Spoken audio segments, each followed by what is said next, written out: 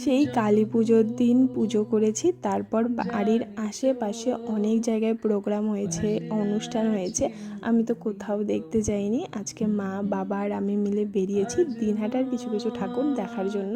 দিন যাব মেলাতে ঘুরতে, তো ভিডিওটা খুবই ইন্টারেস্টিং হতে চলেছে। সন্ধ্যা সন্ধ্যা টাইমে তো মা, আমি, বাবা রেডি হয়ে গিয়েছি। প্রথমেই ঠাকুর দেখতে গেলাম সিক্রেট বাগানে।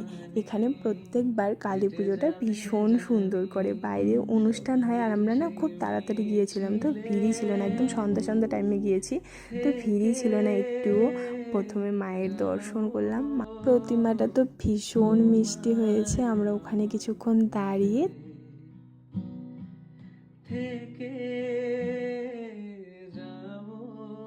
তারপর ওখান থেকে বের হয়ে আসলাম মহামায়ার পাটের ঠাকুর দেখতে। এখানে অনুষ্ঠান হচ্ছিল, ঠাকুর দেখার আগে আমরা দাঁড়িয়ে দাঁড়িয়ে অনুষ্ঠানই দেখছিলাম।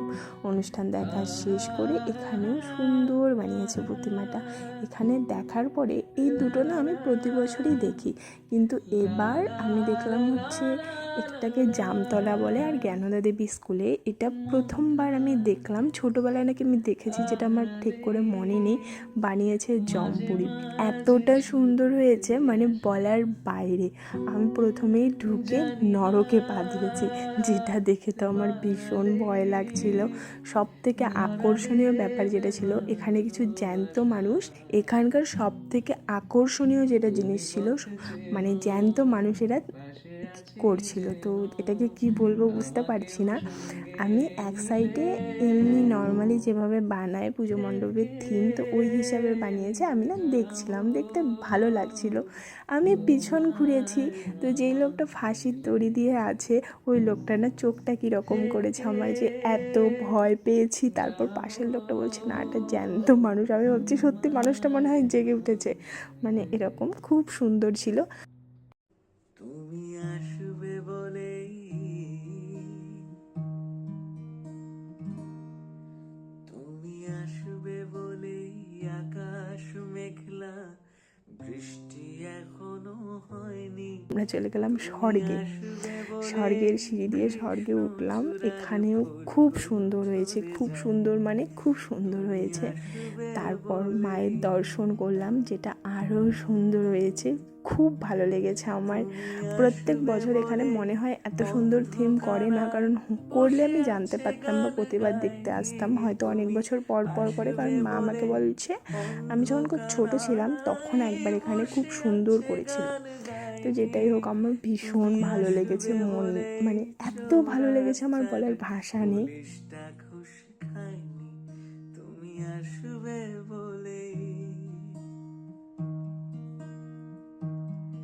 তুমি আসবে বলেই জাকির হোসেন। তারপর ওখান থেকে আমরা গেলাম বড় কালীবাড়ি। ওখানে মেলা বসে, তো ওখানে গিয়ে মায়ের আগে দর্শন করলাম। এখানে তো খুব ভিড়। তুমি আসবে বলেই সোনালি স্বপ্ন ভিড় করে আসে চোখে, তুমি আসবে বলেই। তারপর মেলা ঘোরা শুরু করলাম। আর আমার মা যদি মেলায় যায়, কাপ আর আচার যে দুটো মাকে নিতেই হবে।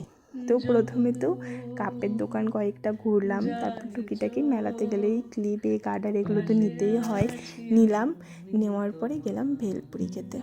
কিছুদিন আগেই, মানে এর আগে যখন আমি জন্মাষ্টমীর মেলাতে গিয়েছি, তখন আমাদের ভেলপুরি 20 টাকায় 4টা দিয়েছে। এই মেলা আস্তে আস্তে সেটা 3টে কীভাবে হলো আমি নিজেও বুঝতে পারলাম না। দিন দিন হয়তো 2টো হয়ে যাবে, জানিও না। আমি সেই ছোটোবেলা থেকে 4টেই খেয়ে আসছি, আজকে হুট করে নাকি 3টে হয়ে গেল। তো যেটাই হোক, ভেলপুরিটা টেস্টিই ছিল। তো সেখানে খেয়ে মার আচারের দোকান খোঁজা শুরু করেছি আমরা। মাত্র কাপ কেনা হয়েছে, এখন আচার কিনতে হবে।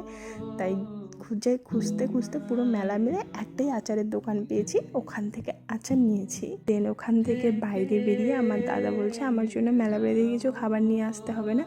বর্তমানে আমার দাদা চিকেন প্যাটিস পাগল হয়ে গিয়েছে, তো তার জন্য মনজিনিস থেকে চিকেন প্যাটিস নিয়ে দেন বাড়ির দিকে রওনা হলাম।